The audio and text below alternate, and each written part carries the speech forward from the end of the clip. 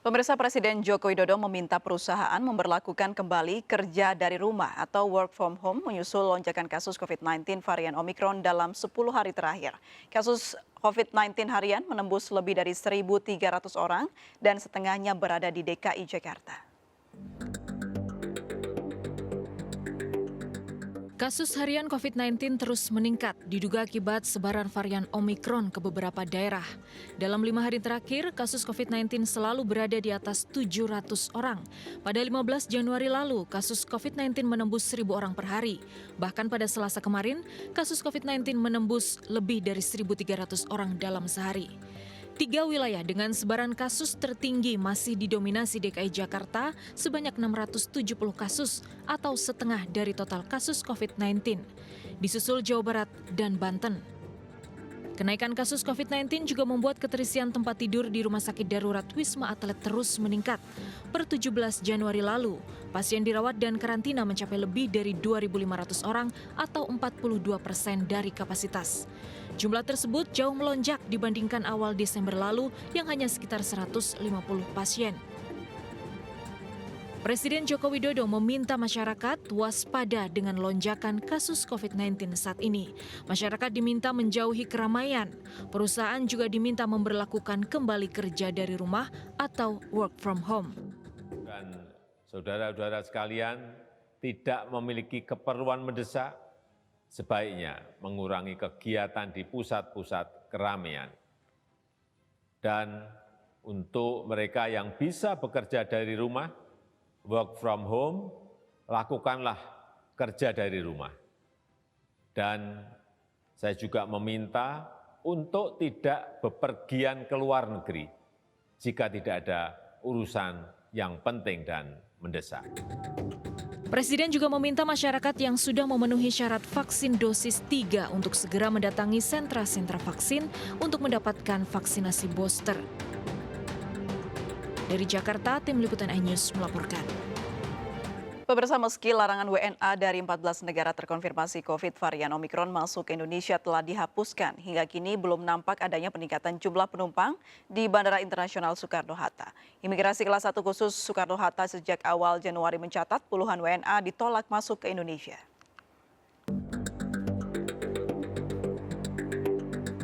Sejak dihapuskannya larangan WNA 14 negara masuk ke Indonesia mulai 13 Januari lalu, jumlah pergerakan penumpang perjalanan luar negeri di Bandara Internasional Soekarno-Hatta belum mengalami kenaikan. Hal ini dikarenakan jumlah penumpang yang menurun usai berakhirnya libur akhir tahun. Data pengelola bandara terhitung hari ini terdapat 2.100 penumpang yang tiba dari luar negeri. Padahal akhir pekan lalu mencapai 3.900 pelaku perjalanan luar negeri tiba di Bandara Soekarno-Hatta.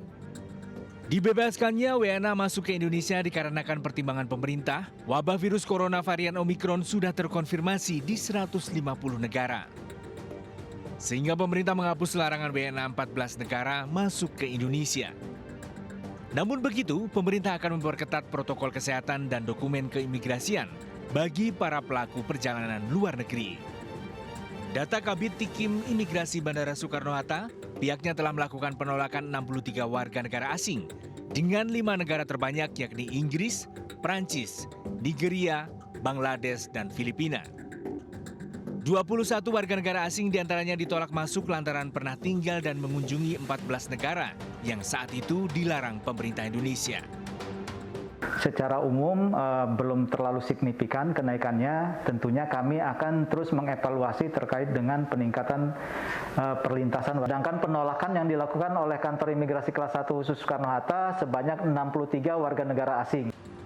Pihak pengelola bandara memprediksi akan ada peningkatan jumlah penumpang di akhir bulan Januari seiring dengan libur tahun baru Imlek. Dari Tangerang, Banten, Hasnugara, iNews melaporkan. Ya, pemirsa, Indonesia saat ini tengah bersiap menghadapi puncak Omikron yang diprediksi akan terjadi pertengahan bulan Februari. Lalu langkah apa saja yang kini tengah dipersiapkan oleh pemerintah? Kita akan membahasnya bersama Pak Abraham Wirotobo, tenaga ahli utama kantor staf Presiden, dan Ibu Mas Dalina Pane, Kepala Bidang Pengembangan Profesi Perhimpunan Ahli Epidemiolog Indonesia. Selamat sore Pak Abraham dan Bu Pane. Selamat sore, April. Selamat sore, Bu Pane. Selamat sore, Pak Abraham. Baik, saya ke Pak Abraham terlebih dahulu. Pak Abraham, ini Jokowi mengarahkan supaya masyarakat atau perusahaan yang sudah memberlakukan kerja 100% diharapkan untuk bisa WFH kembali. Nah, ini seberapa urgent pertimbangannya yang diambil oleh pemerintah yang sampai akhirnya menghimbau masyarakat untuk bisa menerapkan WFH ini? Baik, April. Jadi mungkin kami mohon izin untuk menambahkan konteks terlebih dahulu. Ya. Jadi pada hari Senin telah dilakukan rapat kabinet mengevaluasi terkait PPKM, di mana dilaporkan oleh Pak Menko Marves dan juga Menteri Kesehatan, mereka sudah melakukan diskusi dengan 12 ahli profesor lintas bidang. Specifically membahas terkait apakah Indonesia perlu melakukan pengetatan. Hasil dari diskusi dengan para ahli serta melihat data-data terkini di mana kasus di Indonesia masih dalam kondisi relatifly terkendali karena sesuai dengan angka RT atau reproduction rate kita masih di angka 1, maka para ahli merekomendasikan kita belum harus masuk ke skenario PPKM darurat ataupun lockdown.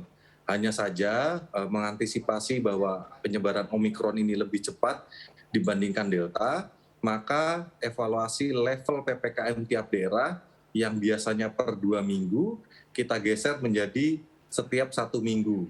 Meskipun demikian, Presiden menghimbau ada 5 hal yang dihimbau kepada masyarakat. Pertama, terkait mengenai menghindari kerumunan. Lalu berikutnya adalah bagi masyarakat yang memungkinkan untuk bekerja dari rumah, maka diharapkan bekerja dari rumah.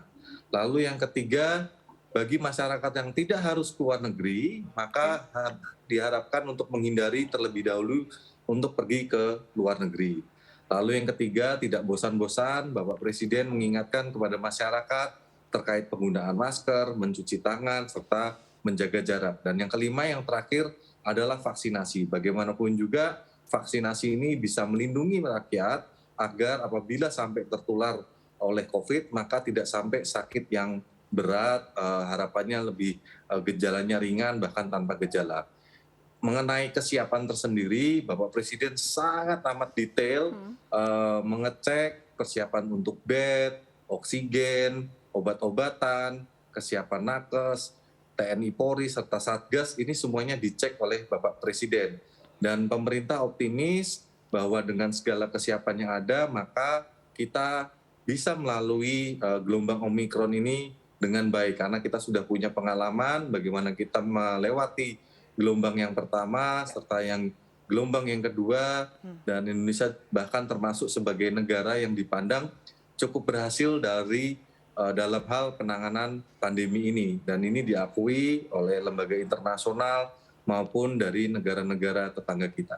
Baik, jadi kebijakan ini diambil karena sudah mendapat pertimbangan dari ahli-ahli ya Pak, ada 12 ahli tadi. Saya ke Bu Pane, menurut kacamata Anda sebagai epidemiolog, apakah peningkatan 1.300 ini sudah menjadi awal mula kita akan mengalami gelombang ketiga di awal Februari nanti prediksinya? Ya, saat ini kasus-kasus Omikron masih terlokalisir di pintu-pintu masuk. Jadi wilayah-wilayah sekitar pintu masuk, Jakarta dengan aglomerasinya, kemudian juga di Kepulauan Riau karena ada 3 pintu masuk di sana. Dan ini yang harus diperhatikan adalah apakah sudah terjadi transmisi komunitas ataukah masih transmisi lokal. Jadi harus bisa dibedakan apa itu transmisi komunitas, apa itu transmisi lokal.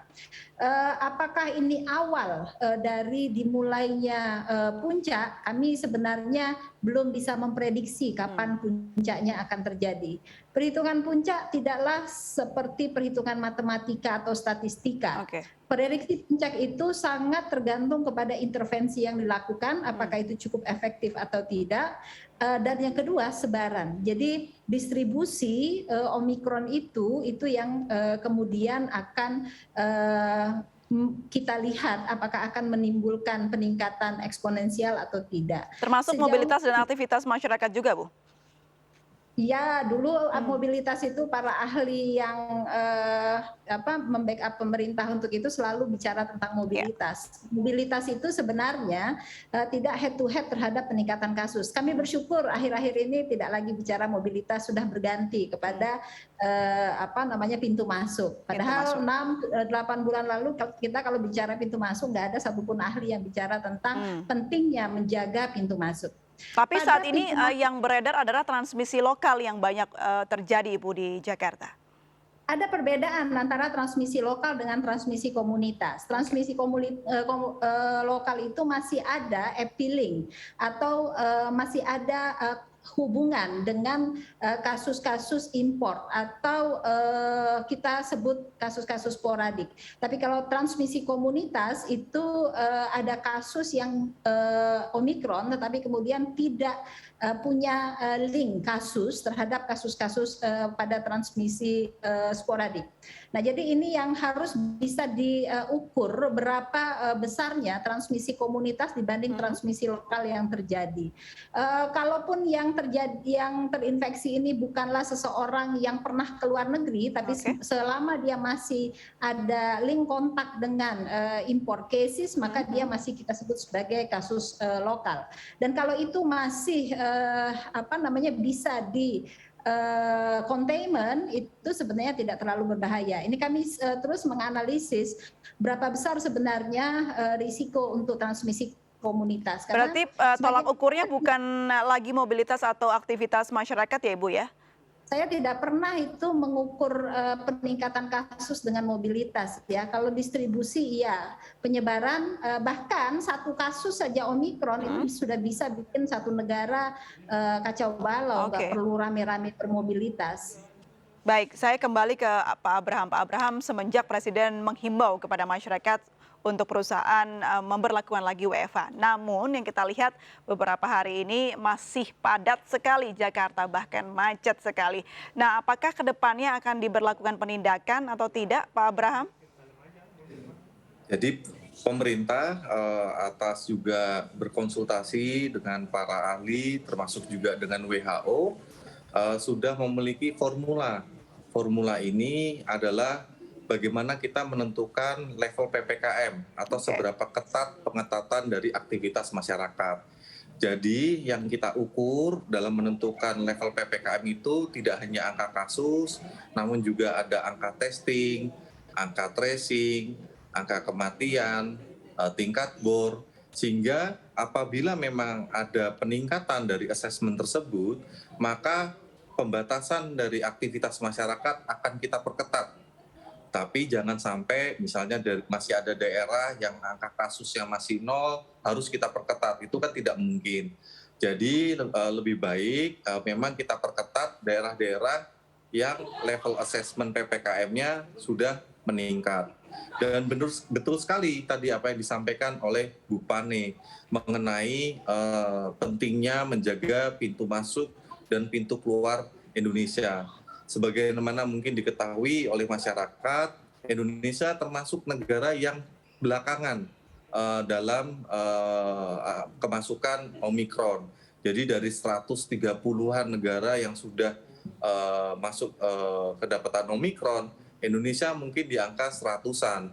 Jadi udah lebih dahulu tuh negara seperti Singapura, UK, Inggris, Amerika, serta negara-negara maju lainnya bahkan lebih dahulu terkena Omikron karena kebijakan ketatnya karantina di Indonesia serta kebijakan yang diambil pemerintah yakni harus tes PCR meskipun banyak yang mengeluh terkait harus PCR di bandara, namun ini adalah upaya-upaya dari pemerintah untuk semakin mengurangi jumlah